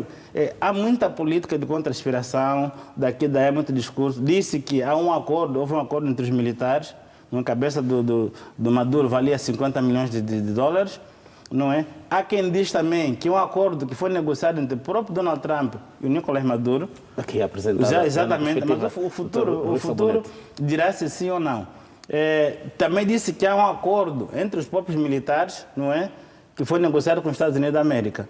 E uma outra informação que chega aqui de que a CIA tinha elementos introduzidos no governo venezuelano e que monitorava todo o processo e fez com que tudo isso acontecesse. Então, é muito cuidado com a oposição venezuelana, porque uma coisa é o que o Ocidente mostra, ou que os canais interessados mostram, outra coisa é a própria realidade. Mas que essa situação vai criar um caos, por exemplo, o Brasil fechou a fronteira com a Venezuela. Agora imagina o caos que isso se tornará, não é? Agora, dizer também que o povo o venezuelano foi libertado, não, eu não aceito uma coisa, porque há países muito mais ortodoxos no tratamento do cidadão do que a Venezuela. Mas, entretanto, não é? Sim, porque também há registros de manifestações contra... Há registros Camangola. Mas há países que... Eu sinto sempre, a Arábia Saudita assassinou jornalistas. Isso está comprovado. A Organização Internacional denunciou isso. Não é? Mas então não se toca um fiozinho. Por quê? Em função do dólar, por causa do petróleo. Porque se todo mundo usa dólar hoje como moeda, foi um acordo que foi feito entre o Estado americano e a Arábia Saudita, de que todo produto energético de hora avante tinha que ser capturado em dólar. E o que se percebe hoje? E a Arábia Saudita percebeu disso também de alguma forma, de que os Estados Unidos durante muito tempo usou a Arábia Saudita, começou a estabelecer laços paralelos. Quando a Arábia Saudita negocia em rublo com a Rússia, em yuan com a China e com a Índia, em moedas locais. De alguma forma, o dólar está a perder força.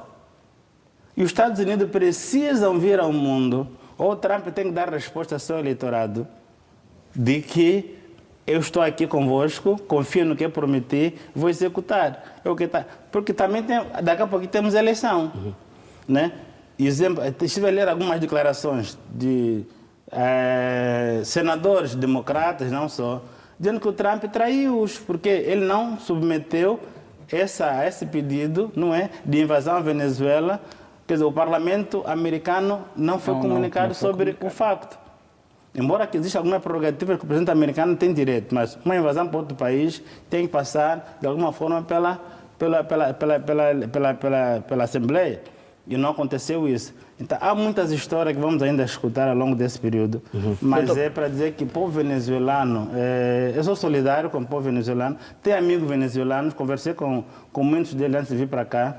Claro que não há regimes, não há poderes perfeitos, não há governos perfeitos, não é? Mas eu, com a minha casa, permitir que alguém venha para dar ordens em minha casa e dizer que a partir de hoje, quem será vosso pai dos seus filhos é o fulano, é mais ou menos que estamos... É só tirarmos o que é da geopolítica, o que é a força, e levarmos para a nossa doméstica e fazermos compreender ao cidadão o que está acontecendo de facto.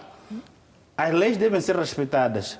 Tudo bem que a ONU está enfraquecida. Claro que o Adalio disse muito bem, haverá uma reunião segunda-feira e não vai dar... Porque a pauta já nem é discutida porque já tem veto. Sim. Não deixam nem discutir porque há veto. Quando se veta, não há discussão. Então, quer dizer, a Nações Unidas completamente enfraquecida, infelizmente, mas tudo bem, vamos daqui para frente. Claro que muita coisa virá à tona, saberemos de fato o que está por trás disso. Mas o econômico, o enfraquecimento e o poder que a América perdeu ao longo deste ano com a América Latina fez com que, em parte, o Trump agisse dessa forma. Porque o Brasil, hoje, o maior parceiro econômico do Brasil é a China. A própria Venezuela, China. Quer dizer, e essa questão também de ingerência nos Estados. Os Estados Unidos é mestre. Ingeriu no Chile, não é? No próprio Brasil, né? No Peru, no futuro muito recente. Na Colômbia, em Honduras. Quer dizer, eles aos poucos percebem que a hegemonia mono vai terminando. E o Trump terá eleição daqui a pouco tempo. E as sondagens já dizem mesmo que As intercalares. Está baixa completamente a sua popularidade. O Partido Democrata deve recuperar ou o Senado ou a Câmara dos Deputados, não é? A Câmara Baixa ou a Câmara Alta, uma das câmaras, e aí a dificuldade será maior. Então ele tem que aproveitar agora. Até por isso ele está a correr. Doutor Chisola, eu só queria rebater aqui quando falávamos da libertação do povo venezuelano. Eu, quando me refiro, não estou a dizer a libertação tácita de um determinado cerco. Eu olhei na libertação do povo venezuelano resultado das últimas eleições, que o povo venezuelano não aceitou a presença. Dê-me só um momento, doutor Chisola. Não aceitou aquilo que é a governação do presidente. E estava contra. Nós vimos como é que são as manifestações. Disse muito bem o doutor Chisola, e eu concordo. Nós estamos a ver a manifestação do povo venezuelano em qualquer parte do mundo. Isto demonstra-nos de forma clara que já não era, o povo estava sufocado com a governação. Obviamente, com esta atitude que foi tomada. Por esta razão é que eu também chamei a abrir um parênteses e disse isso tinha que ser uma medida tomada internamente dentro da Venezuela. Não era preciso a ingerência dos Estados Unidos da América para retirar o presidente venezuelano do poder. E eu chamei a atenção a isto, eu abri esse parâmetro para Mas havia essa força internamente para que isso acontecesse? Não, bastava, na verdade, um bocadinho o problema está nas organizações, o problema está nas próprias Nações Unidas, o problema está nas comissões que fazem parte desta Nós também União de Segurança das Nações Unidas. Já temos dados suficientes de que daí não vamos passar. Joaquim Sheima, de que forma é que se deve gerir? A comunidade internacional, de que forma é que se deve posicionar? Olha, está muito interessante esse debate, duas escolas teóricas aqui em confrontação, uma escola soberanista e uma escola nitidamente de viés ocidental. Eu costumo chamar a atenção às pessoas. O conceito de ciência tem um cariz ideológico lá embaixo. Não tem como. Quando você estuda relações internacionais, ciência política, direito, você não está a estudar só ciência, está a estudar a perspectiva de poder daquele que formulou aquele pressuposto doutrinário. Todas as ciências devem ser interpretadas tendo em perspectiva o contexto histórico material do momento em que surgiram. Dali é que se questiona a neutralidade das próprias ciências. Daí que é necessário ser mais concreto, mais realista, mais objetivo e menos teórico. Porque esses discursos que visam essa tentativa de legitimação com base na doutrina são perigosos. Se a moda pega da Venezuela, em África só vai sobrar Cabo Verde. Sim, assim mesmo. Em Angola, a oposição nunca aceitou nenhum resultado. E a primeira vez que isso aconteceu, tivemos guerra, morreu gente. 92. Imagine que sempre se a oposição em Angola rejeita resultado, os Estados Unidos é chamado para vir remover o presidente. É preciso ter atenção com o que está-se a defender aqui. Todos os países têm seus problemas internos. Eu gosto de acompanhar países problemáticos. E um desses países é a Venezuela, que eu gosto de ler sobre a Venezuela. Nunca houve avanços sociais na história da Venezuela como esse do regime chavista. Nunca houve. Nunca houve. Lula inspirou-se no modelo, parte da agenda chavista, porque a agenda chavista foi implementada só a partir do momento que ele entrou no poder, mas já era conhecida aquela perspectiva. A ideia de Simão Bolívar. Exatamente. Aquela perspectiva um pouco da nossa corrente aqui, que a gente pega na economia de mercado e anexa a responsabilidade social do Estado. Funcionou na Venezuela com números extraordinários, assim como funcionou no Brasil. A Venezuela, deste regime que está-se aqui a dizer que fez muito bem decair, erradicou formalmente o analfabetismo em 2020. Sim. Nos Estados Unidos há indivíduos que não sabem ler, em Portugal, na Espanha, na Holanda, na Dinamarca. Eles erradicaram o analfabetismo formalmente em 2020. Vou lhe dar um apoio. Aliás, no ano 2000, desculpa, no ano 2000. Venezuelanas, olha, comparando com algumas brasileiras, aquilo é um luxo. É só para complementar. Sim, o que está dizendo. eu já disse aqui no telejornal. Sim. A Venezuela tem universidade que estuda transporte. Conceberam e produziram comboio elétrico local. Então, nós quando estamos a ouvir falar da Venezuela, é melhor começar a filtrar as coisas e ir para os avanços que aquele regime chavista conseguiu alcançar. A situação social atual resulta da guerra com os Estados Unidos e com o Ocidente do modo geral. Nós estamos aqui a falar, não há guerra. Há sim guerra. Porque se forem ver o conceito de Frank Hoffman, apresentado ao mundo em 2007, no seu livro A Guerra do Século XXI, fala da guerra híbrida. E essa guerra híbrida pode ser guerra convencional, podem ser guerras assimétricas, guerra econômica, guerra da informação. Aí onde o Dr. Sola disse que o Ocidente ganha a guerra da informação, guerra psicológica, guerra política. Tecnicamente falando, a Venezuela está em guerra com o Ocidente há muito tempo. Os bloqueios econômicos, o isolamento político, a captura de parte das reservas internacionais da Venezuela constitui guerra, dentro do conceito de Frank Hoffman. Em 2013, o general russo Valery Gerasimov fez uma interpretação desse conceito de guerra híbrida. Esses que estudam geopolítica certamente estudam Sun Tzu, já falava da guerra psicológica.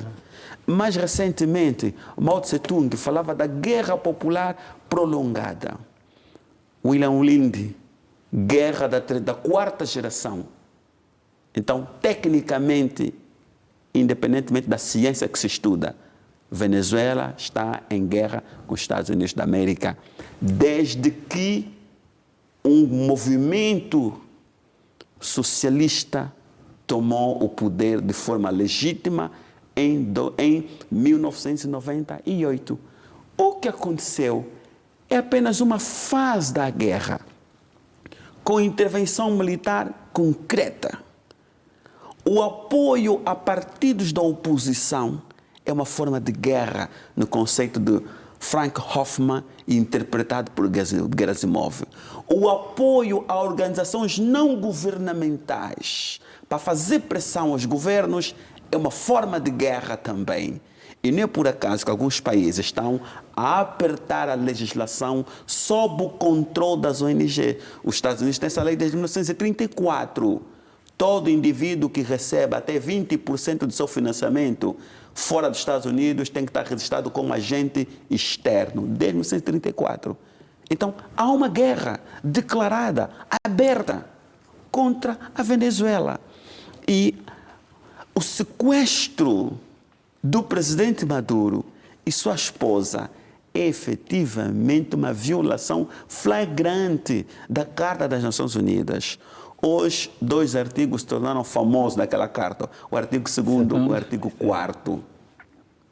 Igualdade entre os Estados, embora do ponto de vista fáctico os Estados não sejam iguais, mas como estamos nesse mundo pós-Segunda Guerra Mundial, desenhado justamente pelo próprio Ocidente, com os Estados Unidos à cabeça, um mundo baseado em regras.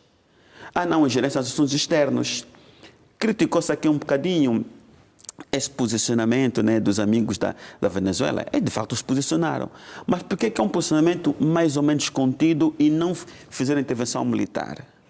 Por causa do princípio da não ingerência nos assuntos internos de outros Estados. Se tivesse havido a celebração de um acordo de defesa mútua, uma espécie de artigo 5º da OTAN, naturalmente que os amigos da Venezuela, por força daquela disposição legal, eles seriam obrigados a intervir militarmente.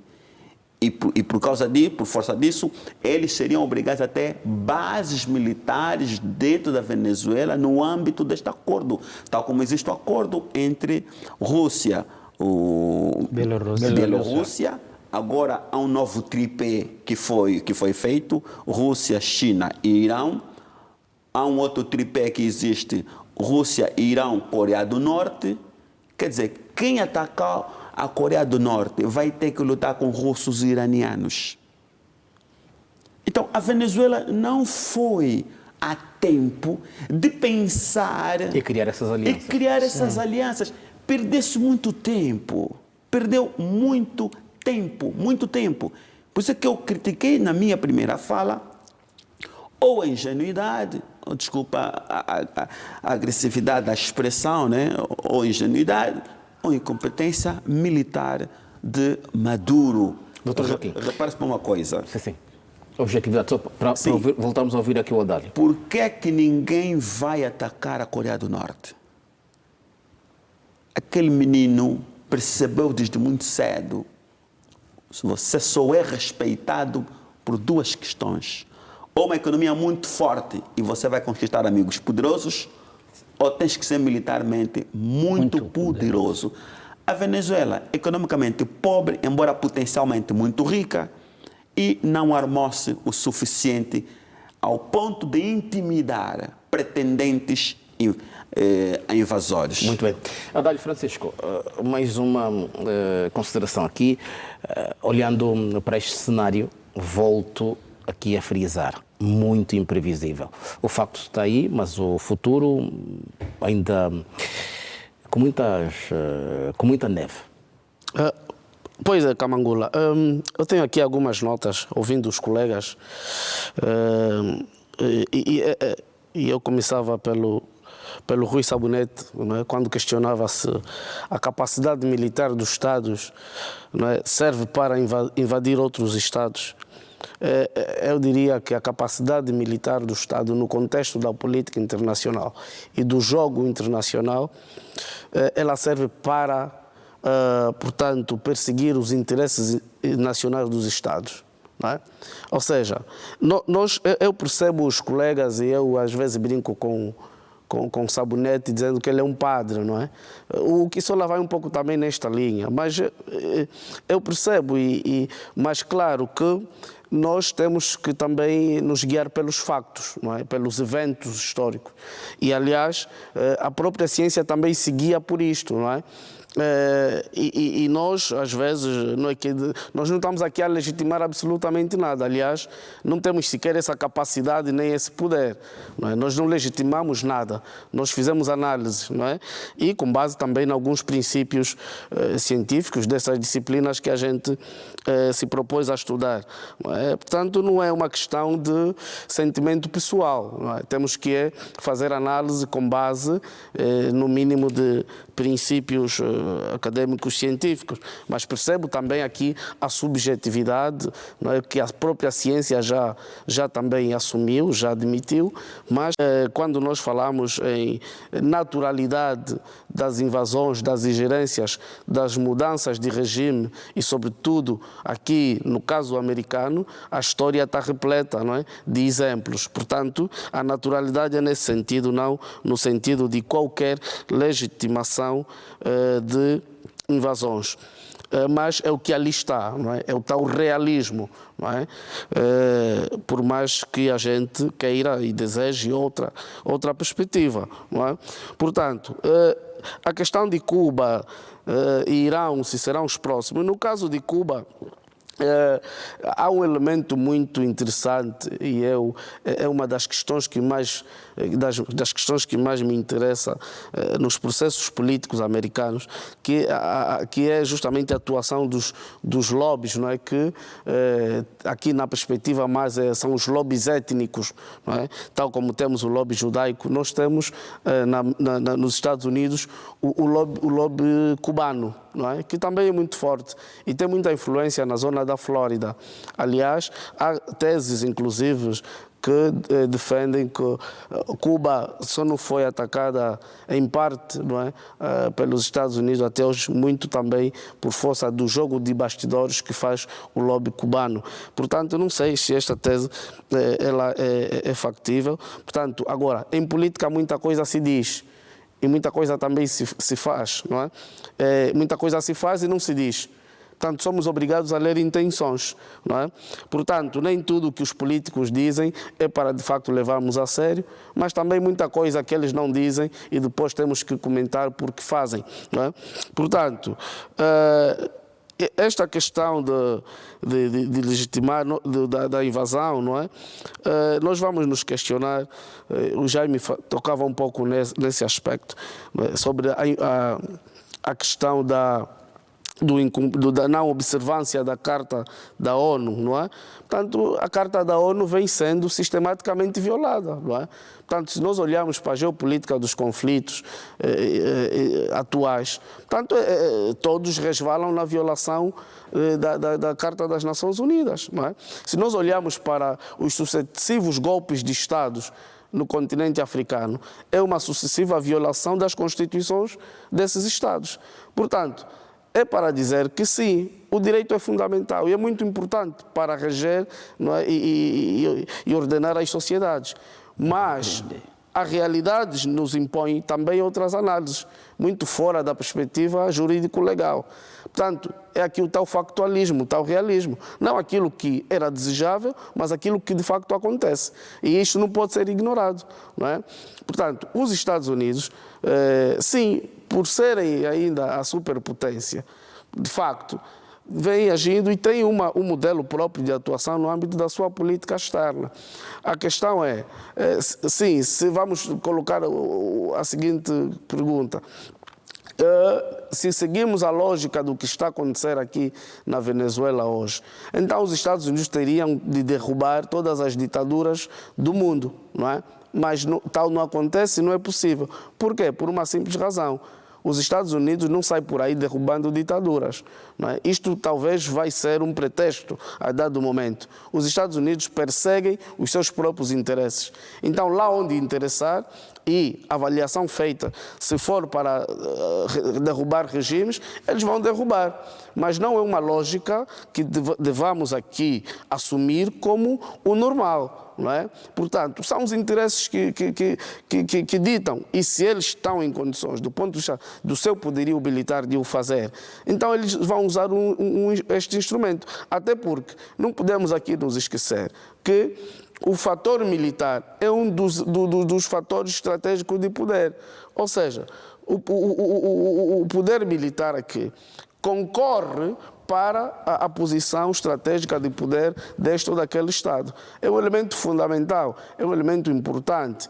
Agora, claro, nós de fora podemos sempre nos questionar se está a ser bem ou mal usado, mas os Estados também têm, justamente nessa perspectiva, a sua soberania de utilizar o seu poder, o poder à sua disposição, né, da forma que bem percebem e entendem. Portanto, mas, claro que nós somos uma coisa, são os nossos sentimentos, são a nossa visão pessoal, mas quando tivermos que fazer análise, também temos que nos guiar com algum realismo. Muito quer bem. gostemos, quer não, mas é o que ali está. Muito e não bem. podemos fazer muita coisa. Muito bem. Agora, aqui nós apoiamos, nós queremos sempre um mundo mais pacífico, não é? E, aliás, os Estados Unidos, né, também, utilizando aqui esta dualidade de critérios, também já evitaram guerra, já preveniram conflitos. Mas quando o assunto é de facto o seu interesse nacional e se for necessário assim,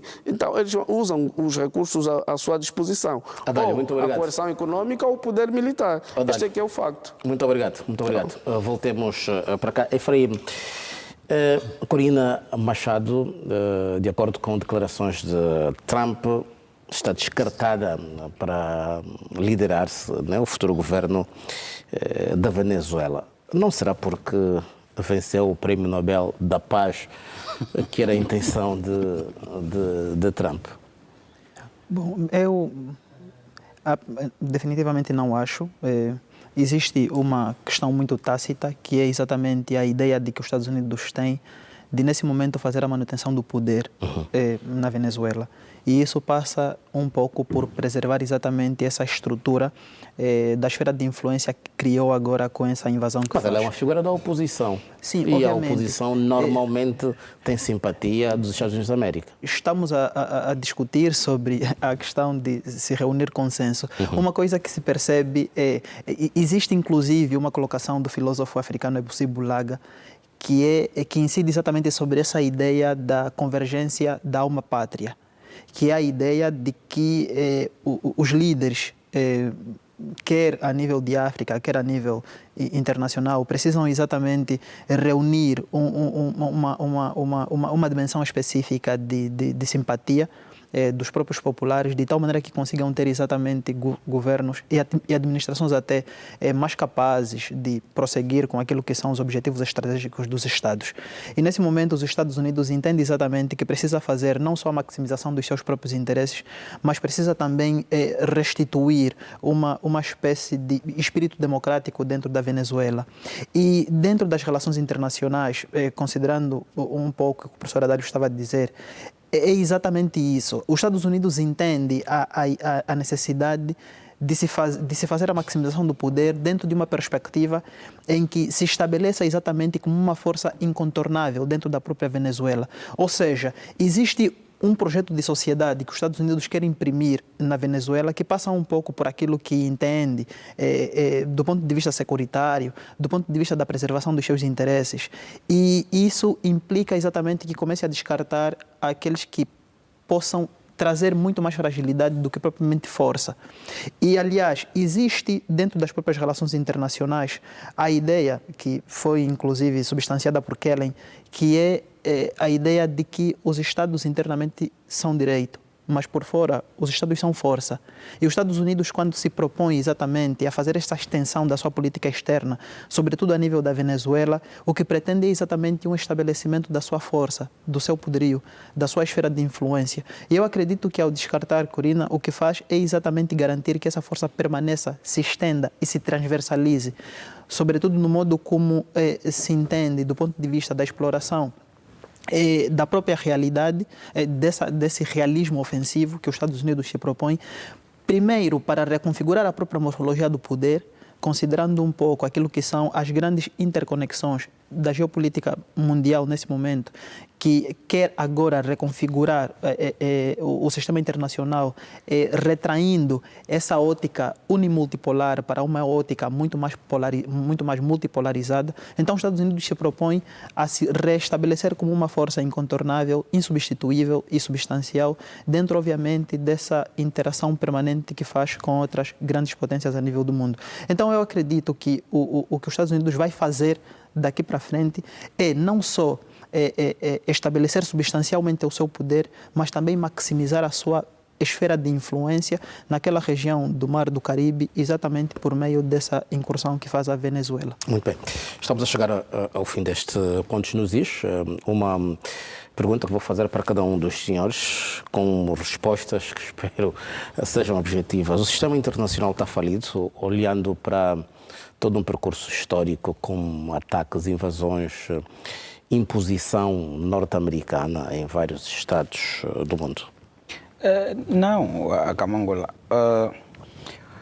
Essas organizações têm avanços e recuos e na verdade, o princípio de 2 pesos, 2 medidas tem prevalecido dentro destas organizações. O que eu quero dizer? De que muitas das vezes as medidas só prevalecem para aqueles que são mais fracos. Para aqueles que são mais fortes, as medidas não valem. As sanções só prevalecem para aqueles que são mais fracos. Os que são mais fortes não prevalecem. Se isto continuar, obviamente que nós vamos ver, é deste modo que vamos ver de fora para dentro, de que as organizações estão falidas. Mas, na verdade, não. São propícios das organizações internacionais. Américo Sola, sua opinião? Pronto, quando as Nações Unidas foram formadas, eram 55 países. Hoje são mais de quase 200, não é? Significa, de lá para cá não houve reformulação. Então precisam atualizar-se no espaço e no tempo, no contexto. Acredito que isso seja possível? Bom, nas dificuldades, eu sou otimista. Tenho que acreditar porque eu trabalho para isso. Somos professores para isso, para abrirmos mentes e não podemos desistir daquilo que é o nosso ideal científico. Mas é um debate que existe há anos. A Rússia, a América, em nenhum momento mostrou interesse nesse sentido. Sim, mas em algum momento há de acontecer, é mesmo assim. E às vezes quando demora, quando o sofrimento é maior, o resultado também acaba sendo mais prazeroso. Então é mais ou menos por aí. Agora, só para fechar mesmo, a Corina não poderia ser presidente por uma razão muito simples. O Estado venezuelano é um Estado militarizado. Quem melhor ganha na Venezuela são os militares. Os generais ganham milhões e milhões. Tudo que é loja, supermercado que existe na Venezuela está na mão dos militares. Então, se a Corina assume o poder, em uma semana ela não dura. Muito bem. É por essa razão. Joaquim Jaime, o sistema internacional, como pode ser caracterizado diante de toda essa manobra que os Estados Unidos da América têm exercido com o álibi de querer organizar? Olha, os maiores promotores de guerras no mundo são membros do Conselho de Segurança das Nações Unidas. Fabricam armas. Sim, produtores de armas precisam de conflito, porque as empresas são constituídas no princípio da continuidade. Há novas armas que eles precisam de um campo real de teste. A Rússia usou o conflito na Síria para testar cerca de 250 novas armas.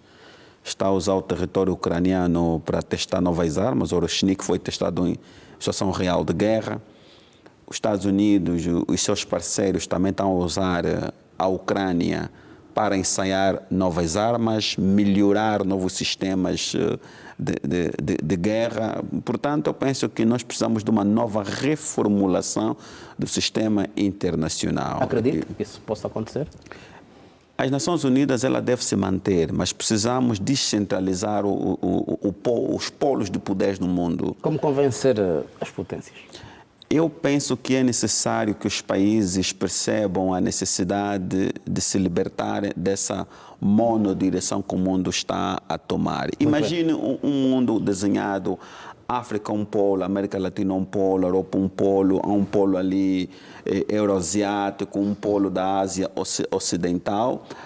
O desejável era ver esse equilíbrio, mas é necessário que surjam várias potências, mais potências emergentes, capazes de imporem esta realidade. Mas o trunfo de tudo isso está no continente africano. Isto vai mudar quando os africanos efetivamente perceberem a importância de serem tratados como meninos numa relação paternalista e se assumirem como atores transformadores do sistema internacional. Muito bem. Adálio, 30 segundos. O tempo está... Kamangula, o sistema internacional é anárquico, desigual e com livre recurso à força. Isto é assim sempre, e vai continuar a ser. Muito bem. E esta é a realidade. Muito bem. Efraim, 30 segundos para a fim de conversa. O direito internacional existe como existe porque existe, para criar uma plataforma de otimismo entre os Estados.